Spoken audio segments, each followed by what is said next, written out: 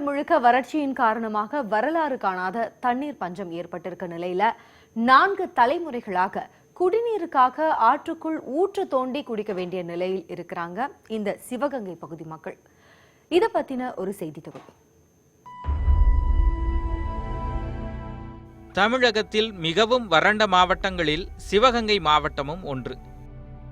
இங்குள்ள காளையார் கோயில், இளையான்குடி, விளாங்காட்டூர், பாவாக்குடி உள்ளிட்ட பகுதிகளில் உள்ள நிலத்தடி நீர் உப்பு நீராக இருப்பதால் குடிநீருக்கு பயன்படுத்த முடியாத நிலை உள்ளது. இதனால் 4 தலைமுறைக்கும் மேலாக ஆற்றுக்குள் ஊற்று தோண்டி தண்ணீர் எடுக்கப்படுகிறது.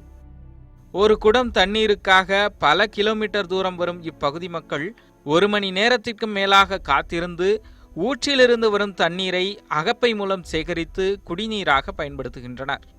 பொதுஜனங்க பொம்பளை பிள்ளைய எல்லாருமே வேலை வெட்டிக்கு போக முடியாமல் ஒரு 2 குடத்தை எடுத்து வந்து 2 மணி நேரம் இருந்து இறைச்சிட்டு போகிறோம்.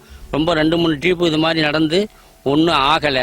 அதனால் எங்களுக்கு கிராமத்துக்கு இது பண்ணுற மாதிரி ஒரு போர் போட்டு சுத்தரிக்கப்பட்ட தண்ணி மாதிரி குடித்தேன்னா நாங்கள் அங்கே கஷ்டப்படாமல் அங்கே இருந்து பொண்ணு பிள்ளைய பிடிச்சிக்கிட்டு காலத்தை தள்ளலாம்.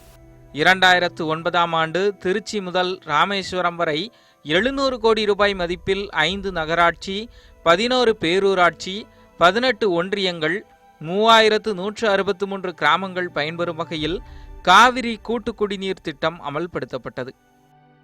ஆனால் காளையர் கோயில், இளையான்குடி ஒன்றியங்களில் இந்த கூட்டு குடிநீர் திட்டம் முறையாக செயல்படுத்தப்படவில்லை.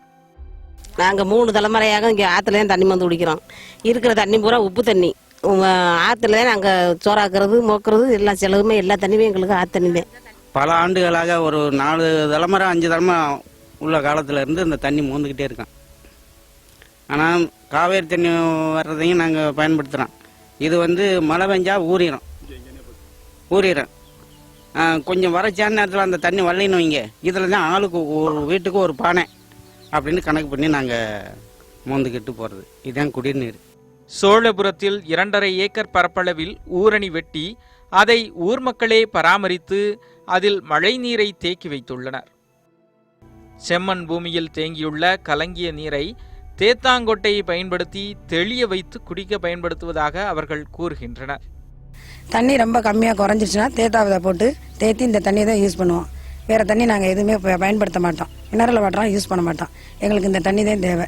நிலத்தடி நீரையும் நீர்நிலைகளையும் பாதுகாப்பது மக்களின் சமுதாய கடமை என்றாலும் நீரை சேமிக்க அதற்கான அணைகளை உருவாக்குவது அரசின் தலையாய கடமை என்பதை ஆட்சியாளர்கள் மறந்துவிடக்கூடாது.